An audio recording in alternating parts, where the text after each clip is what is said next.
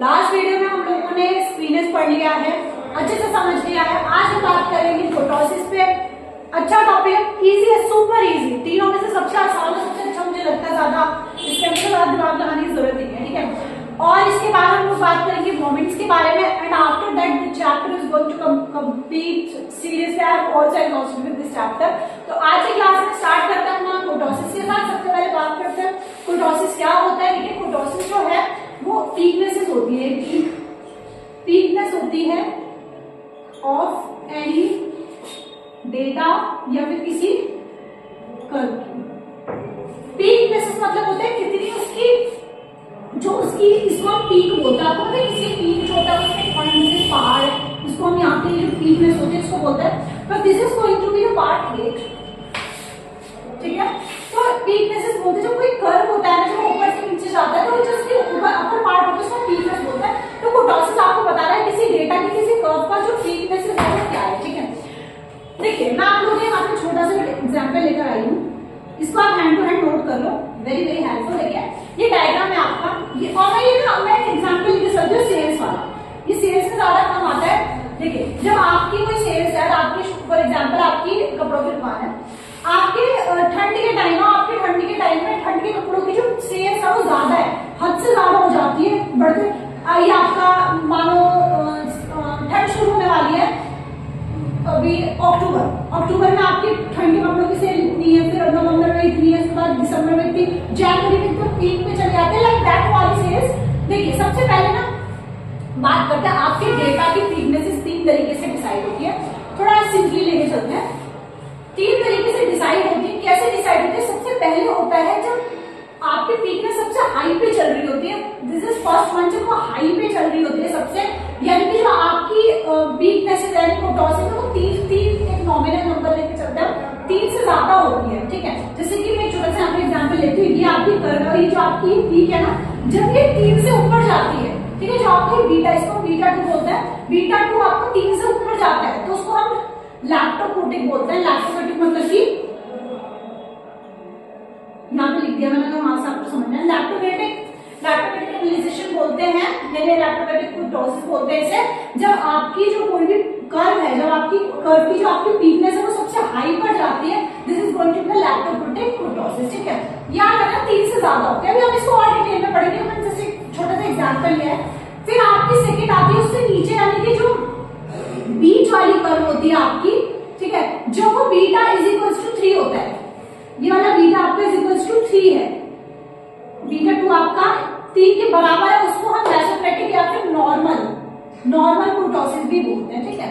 यानी कि नॉर्मल होती है, ना ज्यादा हाई होती है ना ज्यादा कम होती है, ओके होती है, ठीक है। तो इसको हम मेसोक्रेटिक और नॉर्मल बोलते हैं। फिर जो सबसे नीचे ऐसे वाली कर्व दे रही है, यहाँ पे देखो आप, ऐसे वाली कर्व दे रही है ना आप लोग, ऐसे ये वाली, इसको हम, ये 3 से छोटा होता है, इसको हम प्लूटोक्रेटिक या प्लेटोक्रेटिक, क्या नहीं करते हैं यहाँ पे मीडिया, सॉरी, हाँ प्लेटोक्रेटिक तो मुझे याद है, प्लेटोक्रेटिक बोलते हैं, प्लेटोक्रेटिक कोटोसिस बोलते हैं। जब वो 3 से बीटा 2 आपका नीचे आता है उसको हम प्लूटोक्रेटिक कोटोसिस बोलते हैं।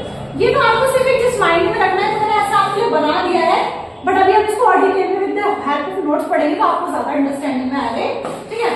तो ये देखिए आपका, अब आप कहेंगे बीटा क्या है, क्या कैसे सब कुछ, तो आपको बीटा 2 आपको पता कैसे चलेगा। आपसे पहले लैक्टोक्रेटिक निकालो, लैक्टोकोटिक या फिर मेसोक्रेटिक, प्लेटोक्रेटिक कोटोसिस फाइंड करो। तो उसका फॉर्मूला होता है बीटा का, बीटा 2 का आपका फॉर्मूला है μ4 अपॉन में μ2।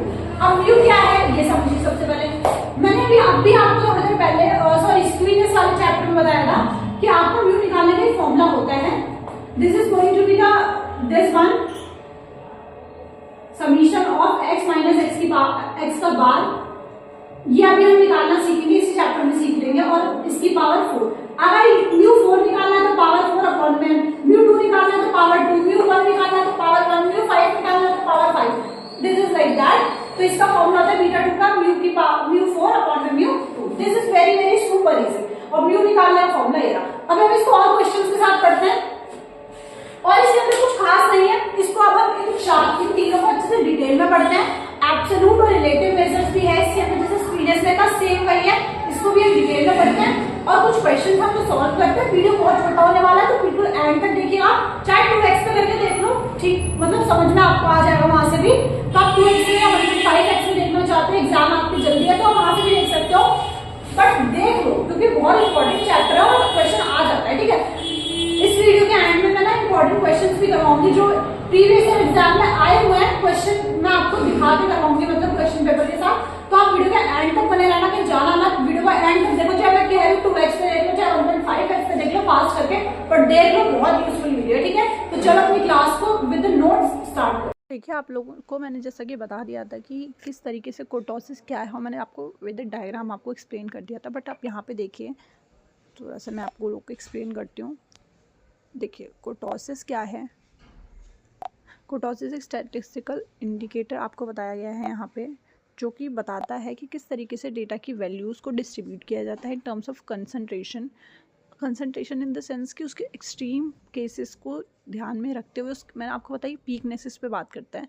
तो यानी कि उसकी एक्सट्रीम केसेस हम किसे कहते हैं, जो इसकी आउटलाइनर्स होती है ना, ये आउटलाइनर्स पे ध्यान रखते हुए कोर्टोसिस काम करता है, ठीक है। इसमें यही बताता है आपको बेसिकली कि कोर्टोसिस जो है वो peak and weights of the tails को देखता है, ठीक है, अंडरस्टैंड करता है यूजुअल वेरिएशंस कितनी है, 3 मैंने आपको बताए थे, तो उसके हिसाब से उसकी कितनी वेरिएशंस है, it is going to control these kind of things. And देखिए यहाँ पे आपसे कहता है एक नई चीज़ है एक्सेस कोर्टोसिस।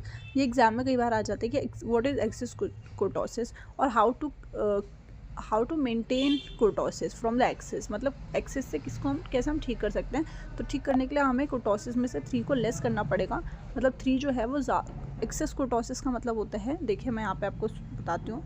एक्सेस कोर्टोसिस वो होता है जब हम कंपेयर करते हैं कोर्टोसिस को डेटाबेस में, अभी हम करेंगे उसको नॉर्मल डिस्ट्रीब्यूशन से, जब हम उसको कंपेयर करते हैं तो जो उसकी वैल्यू है वो 3 आ जाती है, यानी कि उसका जो नेगेटिव पॉइंट है वो 3 होगा। तो ये हाईलाइट करता है कि जो डेविएशन आई है, यानी कि 3 उसकी डेविएशन को हाईलाइट करता है। तो एक्सेस कोर्टोसिस का एक फॉर्मूला, या फिर कभी कभी एग्जाम में आ जाता है कि एक्सेस कोर्टोसिस बताए, तो आपको कोर्टोसिस गिवन होगा, उसके अंदर से आपको 3 लेस करना होगा, ठीक है। ये इसकी वेरिएशन होती है, इसकी आप कह सकते हो कि वो जब डेविएशन मतलब चेंजिंग हो जाती है, ठीक है। तो एक्सेस कोर्टोसिस आपका यहाँ से आता है। अब आपसे कहते हैं कि क्या इसके फ़ायदे हों, क्या इसके नुकसान हैं। देखिए फ़ायदे तो बहुत हैं। मैं कोर्टोसिस को मतलब according to me it is a very very good indicator to compute all of the stats and all. मतलब फ़ायदे तो इसके बहुत है क्योंकि आउटलाइनर्स को ध्यान रखता है, क्योंकि आउटलाइनर्स जो है वो मेन इंडिकेटर होता है स्टैट्स का, मैं आपको बताऊँ तो। और ये रिस्क को इवैल्यूएट करता है। अगर आप बड़ी बड़ी कंपनीज़ में देखेंगे तो आपने फर्स्ट टाइम यहाँ पे नाम सुना होगा कोर्टोसिस, बट बड़ी बड़ी कंपनीज़ में इसका बहुत अच्छे लेवल पे यूज़ होता है, बिकॉज ऑफ वहाँ पे उसको रिस्क एनालाइज करने के लिए कि हाँ अगर मेरी कंपनी 3 स्टेजेस में चल रही है, कितनी पीक पे जाएगी, बूम बैम आपने सुना होगा, ठीक है, कि आपकी शेयर मार्केट कितने ऊपर जा रही है कितने, तो वो रिस्क को इवैल्यूएट का काम करने का काम होता है कोर्टोसिस का। आउटलाइनर्स को डिटेक्ट करती है और डिस्ट्रीब्यूशन एनालिसिस करती है आपकी कोर्टोसिस, ठीक है। अब इसके कुछ लिमिटेशंस हैं। लिमिटेशंस इन द सेंस कि यहाँ पे जो एक्सट्रीम वैल्यूज़ है, जो मैंने आपको बताया जो आउटलाइनर्स होती हैं एक्सट्रीम वैल्यूज़, ये जो है वो उन पर हाई एक्सट्रीगेट होता है, यानी कि उस पर ज़्यादा ध्यान देता है। ओवरऑल द डेटा को छोड़ के ये क्या करता है कि सिर्फ एक्सट्रीम वैल्यूज़ पे ध्यान देता है। तो कई बार कंपनीज़ में ये भी प्रॉब्लम क्रिएट करता है, if it is going to be very very stressful about the outliners, तो ये बहुत ज़्यादा प्रॉब्लम्स क्रिएट करता है। तो हाई एफिशिएंसी वो एक्सट्रीम वैल्यूज़ को ही देता है। और नेक्स्ट हमारे पास इसका लिमिटेशन है absence of tail direction. Tail direction देखिए, टेल डायरेक्शन मैं आपको थोड़ा सा बताऊँगी। जब हम इसको पीक पे लेकर जाते हैं तो ये जो ये लाइन्स है ना, ये इसकी टेल्स बोली जाती हैं। तो इसमें कह रहा है कि यहाँ पे ना एब्सेंस होती है टेल्स लाइन की। इसका मतलब होता है कि जब हैवी टेल्स लाइन होती है, सबसे ऊपर वाली जो होती है जिसको हम पीक्ड बोलते हैं, लेप्टोक्रोटिक, उसमें आपसे कहता है कि इस केस में ना आप वेदर को मतलब नहीं आप स्पेसिफाई कर सकते कि वेदर हायर होगा या लोअर होगा।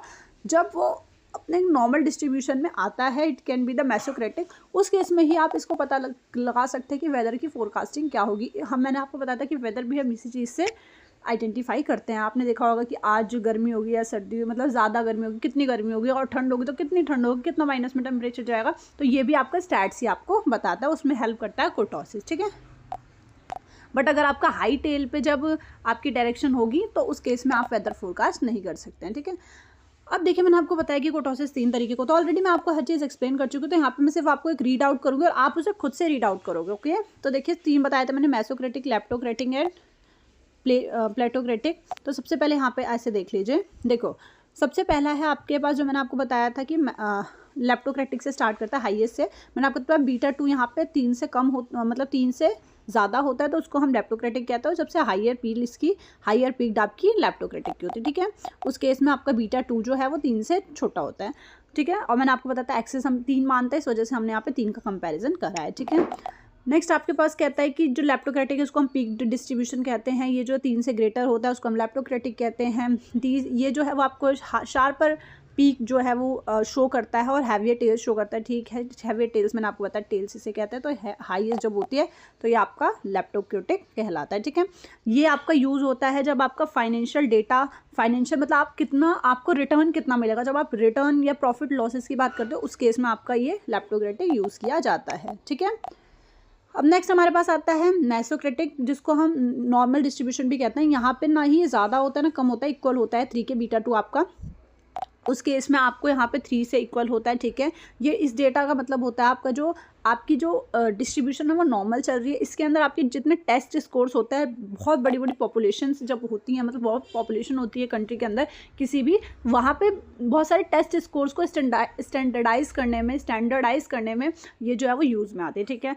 फिर नेक्स्ट आपके पास आता है प्लेटोक्रेटिक। ये एग्जाम्पल्स आप थोड़ी थोड़ी याद कर लेना, क्योंकि एग्जाम में ना डायरेक्ट बोलता है कि types, how many types of kurtosis and explain them with the diagram. तो आप ये डायरेक्टली पूरा ऐसे लिख दोगे ना तो बहुत सही रहेगा आप लोगों के लिए, ठीक है। नेक्स्ट मैंने आपको बताया था कि प्लेटोक्रेटिक होता है, फ्लैट डिस्ट्रीब्यूशन होता है। ये जो है वो आपका 3 से कम होता है बीटा 2 इसका, और ये जो है वो फ्लैटर पीक्स देता है। ये आपका वो जो आपने देखा होगा जब हम डाई उछालते हैं 6 उसके हिस्से आता है, उस केस में ये आपका काम आता है, ठीक है, उसके बिहेवियर को एक्सप्लेन करने में, ठीक है। तो ये तो हो गया आपके पास तीनों के, मैंने आपको बताया इसके टाइप्स, और मैंने इसका ऑलरेडी आपको फॉर्मूला बता दिया। और μ4 और μ2 कैसे निकलता है मैंने ये भी आपको बता दिया। बीटा 2 का फॉर्मूला ये होता है, ठीक है। अब नेक्स्ट हम देखते हैं इंपॉर्टेंस क्या है इसकी। इंपॉर्टेंस तो आप लोग इसके यूजेस क्या है और इसकी इंपॉर्टेंस क्या है ये थोड़ा सा पढ़ लेते हैं। तो इंपॉर्टेंस है कोटोसिस की, आउटलाइनर्स की आइडेंटिफिकेशन करता है। मैंने आपको बताया कि ये जो आउटलाइनर्स है इनके आइडेंटिफिकेशन करता है कोटोसिस। ये टेल बिहेवियर को अंडरस्टैंड करने में हेल्प करता है। इतनी देर से हम टेल बिहेवियर ही समझ रहे हैं इसके अंदर, ठीक है। कंपेयर करता है डेटा शेप्स को। मैंने आपको 3 डेटा शेप बताया, इसमें कंपैरिजन भी बताया है इसने कि 3 से बड़ा होगा, 3 से इक्वल कब होगा, किस केस में होगा। और एनहेंस करता है स्टैटिस्टिकल मॉडल्स को, यानी कि ये देखो ये सबसे अच्छा पॉइंट है कि यहाँ पे जो कोटोसिस है वो सबसे अच्छा वे माना जाता है। अब ये भी एग्जाम में लिख सकते हो, सबसे अच्छा वे माना जाता है स्टैटिस्टिकल मॉडल को एनहेंस करने के लिए, ठीक है, क्योंकि डेटा को ज़्यादा लंबे स्केल्स पर ये प्रमोट करता है, ठीक है। अब इसके यूज़ क्या क्या हैं, देखो अभी हमने इतने सारे यूज़ इसके पढ़े, ठीक है। तो आप इसे एक बार खुद से रीड करिए, मैं एक बार आपको बता देती हूँ। ये सबसे पहले तो मैं आपको बताऊंगी कि स्टॉक मार्केट में काम आता है। स्टॉक मार्केट में काम किस तरीके से आता है, जब मार्केट ज़्यादा ऊपर जाती है तो किस तरीके से उसका प्रॉफिट है, मार्केट नॉर्मल स्टेज पे रहते हैं, बूम बैन पे रहते हैं, किस तरीके से इसका काम होता है ये मैं आपको ऑलरेडी बता चुकी हूँ। रिस्क इवैल्यूएट करता है, मैंने आपको बताया कि कितना रिस्क ऊपर जाएगा, कितना रिस्क नीचे आएगा, कितना रिस्क नॉर्मल पे रहेगा, ये भी आपको ये बताता है। क्वालिटी को कंट्रोल करता है मैन्युफैक्चर करने में, ठीक है। ट्रायल एनालिसिस, कई लोग एज अ ट्रायल, क्योंकि ये आउटलाइनर्स पे काम करते हैं तो कई लोग इसको ट्रायल पे भी लेते हैं, तो ये कुछ ज़्यादा एक्सट्रीमली वैल्यू नहीं देता है। एनवायरमेंट की स्टडी मैंने आपको बताया, वेदर की फोरकास्टिंग वगैरह करता है, रेनफॉल कब आएगा, ड्रॉट कब आ सकता है, सूखा कब पड़ सकता है, इस सब रिस्क की मैनेजमेंट आपकी कोटोसिस करता है। डेटा सर्वे करता है, इनकम एनालिसिस को इवैल्यूएट करता है, और पोर्टफोलियो रिस्क मैनेजमेंट में भी काम करता है, ठीक है। तो ये पॉइंट्स आप इसके एक्सप्लेनेशन खुद से पढ़ोगे, ऑलरेडी मैं बता चुकी हूँ ये सब। और डायरेक्टली एग्जाम में आता है, मैं आपको बोल रही हूँ, इसके अंदर से कुछ कुछ क्वेश्चन ऐसे आता है डायरेक्टली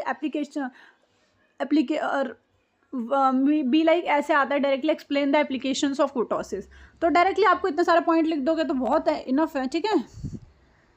मैंने आपको बताया मेजर ऑफ कोटोसिस 2 तरीके के होते हैं, मैं ऑलरेडी आपको बता चुकी हूँ। Absolute measure of kurtosis and next one आपका रिलेटिव मेजर ऑफ कोटोसिस, और ये दोनों ही हम ऑलरेडी पढ़ चुके हैं, ठीक है। तो मेजर ऑफ कोटोसिस जैसे हमने उसमें पढ़ा था स्वीकनेस में कि 2 तरीके से कैसे होता है। एब्सोलूट में वो आपको डायरेक्टली आपको वैल्यू देता है कि हाँ ये इस तरीके से एब्सोलूटली मेजर है, और रिलेटिव में आपको एक रिलेटेबल वैल्यू बताता है, ठीक है। तो इसके अंदर यही कहता है कि यहाँ पे जो कंपैरिजन है वो on the point, on the peak होता है। इसकी कैरेक्टरिस्टिक्स, इसका फॉर्मूला ये है 1/n, n आपको पता है जितने नंबर्स होंगे, और यहाँ पे उनका टोटल किसका, x का, यानी कि x जो आपकी वैल्यू है, और म्यू का हमने फॉर्मूला देखा, म्यू का फॉर्मूला क्या होता है, तो उसको फाइंड करके म्यू का फॉर्मूला मैं आपको ऑलरेडी बता चुकी हूँ। तो म्यू का फॉर्मूला लगा के उसकी पावर 4 कर देंगे, और ये जो आपका स्टैंडर्ड डेविएशन है इसकी भी पावर 4। अभी क्वेश्चन करेंगे तो आपको समझ में आ जाएगा इतना, बस ये फॉर्मूला मैं आपको ऑलरेडी बता चुकी हूँ, तो ऐसे ही लिख लो, ठीक है। अब जैसे मैंने आपको बताया कि xi है आपका इंडिविजुअल जो डेटा पॉइंट है आपका, जो क्वेश्चन में देखो जैसे 2 4 ये इंडिविजुअल डेटा है, तो 2 आपका x1 हुआ, ये xi वगैरह इस तरीके से। मीन ऑफ द, ये जो म्यू है आपका वो मीन है, ठीक है, म्यू ऐसा हम उसको पढ़ते हैं, डेटा बेस का मीन माना जाएगा ये। स्टैंडर्ड डेविएशन आपका, ये आपको पता है, और नंबर ऑफ डेटा पॉइंट्स, ठीक है। अब देखिए इसका कैरेक्टर, इसका काम क्या होता है, एब्सोलूट मेजर का काम क्या होता है, तो ये रॉ शेप एनालिसिस करती है, जो रॉ मतलब आपकी जो कोई कच्ची आपकी मतलब पूरी वो जो आपकी डेटा सेट है वो पूरी तरीके से अभी कंप्लीट नहीं हुआ। इसमें कहता है absolute kurtosis measure the heaviness and tails of the sharpness and peak directly from database से। वो डायरेक्टली चेक करती है कि कितनी पीक पर है और कितनी शार्प है उसकी जो टेल्स हैं, ठीक है, मतलब वो कितना करेक्ट है वो डायरेक्टली बताता है। कोई भी एडजस्टमेंट नहीं है नॉर्मलिटी के लिए, यानी कि यहाँ पे कोई एडजस्टमेंट नहीं की जाती है, डायरेक्टली ऑन द पॉइंट बात करती है। और रिलेटिव में क्या होता है, वहाँ पे मैं एक फिनोमेना सेट करते हैं कि हाँ इसके आसपास ये हो सकता है, ठीक है। तब देखिए यहाँ पे मैं आपको एक क्वेश्चन कराती हूँ, बहुत ईजी है, मैं आपको फॉर्मूला दिखा देती हूँ, देखो, ठीक है। अब चलो स्टार्ट करते हैं थोड़ा सा हम। देखो सबसे पहले हम क्या, हमारे पास इंडिविजुअल सीरीज है, आपको पता हो, हमें n गिवन है, तो n हमारे पास 5 हो गया, सिंपल सी बात है। पहले थोड़ा सा एजम्पशन मान लो, और हम सबसे पहले हम क्या करते हैं, मीन निकाल लेते हैं। तो मीन फाइंड कर लिया, हमारे पास मीन आ गया, मतलब सबका टोटल करके अपॉन में 5 कर दिया, सिंपल है। अब हम क्या निकालें, नेक्स्ट हमारे पास मीन आ गया हमारे पास। और अगर वैसे इंडिविजुअल अगर मैं आपको बताऊं कि अगर ये डिस्क्रीट सीरीज और दूसरी सीरीज आपकी कॉन्टिन्यूस सीरीज अगर ये होती, तो हम क्या करते हैं, उसका भी ऐसे मीन निकालते हैं जैसे इसमें निकाला है। उसमें हम क्या करते हैं, fx की मल्टीप्लाई करते हैं, उसका टोटल करते हैं, देन n से, यानी कि जो f की टोटल है उससे हम डिवाइड कर देते हैं, सिंपल है, ठीक है। तो बहुत ज़्यादा ट्रिकी नहीं बनाना है आपको। अब स्टैंडर्ड डेविएशन निकालेंगे। स्टैंडर्ड डेविएशन आपको पता है किस तरीके से निकालते हैं, x माइनस एक्स का बार, यानी कि जो हमारे पास मीन आया उसमें से हम x को लेस करते जाएंगे, उसके बाद उसका टोटल निकाल लेंगे, उसका टोटल निकालने के बाद उसका स्क्वायर करेंगे, देन ये आपके पास ये आ जाएगा, ठीक है। उसके ये तो अगर आपने लास्ट वीडियोस नहीं देखा तो आपको वैसे भी समझ में नहीं आने वाला है, तो ठीक है। ये तो आपके वेरिएंस आ गया। अब वेरिएंस से पहले हमें स्टैंडर्ड डेविएशन निकालना है। स्टैंडर्ड डेविएशन हमारे पास ये आ गया, ठीक है। अब स्टैंडर्ड डेविएशन हमारे पास ये आने के बाद अब देखिए इसमें क्या कहता है कि आपको कुर्टोसिस निकालना है। कुर्टोसिस में 1/n, उसके बाद आपको ये वाली वैल्यू रखनी है जो हमने ये भी निकाली है माइनस करके, तो हम यहाँ पर उसको डायरेक्टली रख देंगे, वो भी पावर 4 लगा के अपॉन में आपका स्टैंडर्ड डेविएशन की पावर 4 आपके आंसर आ जाएगा, ठीक है। तो ये तो अब देखिए इसके अंदर क्या आया, इसके अंदर आपका ये पॉजिटिव में आया है। पॉजिटिव में यानी कि वो अगर ये पॉजिटिव में आता है तो यानी कि वो बढ़ रहा है, ठीक है। तो वो आपका क्या है, लैप्टोक्रेटिक है, ऊंचाई पे जा रहा है। अगर ये माइनस में आता तो वो आपका क्या हो जाता, तो फिर वो आप उस केस में वो आपका प्लूटोक्रेटिक हो जाता, और अगर वो इक्वल आता तो फिर वो आपका मेसोक्रेटिक हो जाता, ठीक है। तो ये आपको एक्सप्लेनेशन गिवन देनी पड़ेगी, मतलब, ठीक है।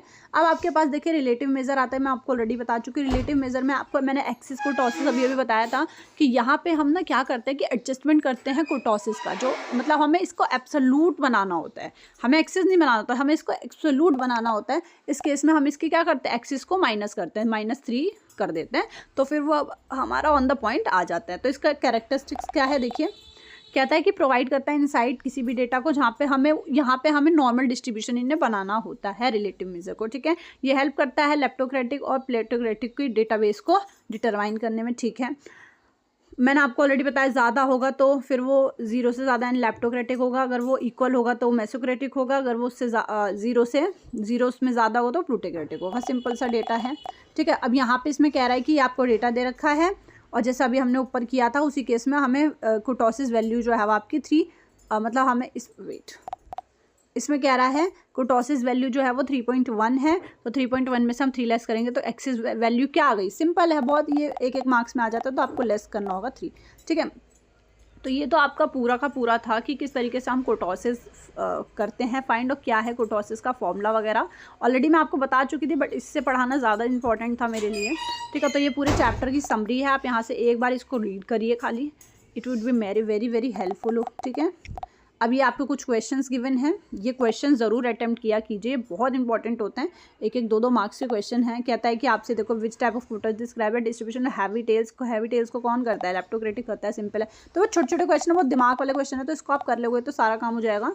14 क्वेश्चन हैं, ये करने के बाद फिर आपके पास ये आंसर, पहले आप आंसर मत देखिए, पहले आप क्वेश्चन करिए, उसके बाद फिर आंसर चेक करिए कितने आपके सही हैं कितने गलत है, ठीक है।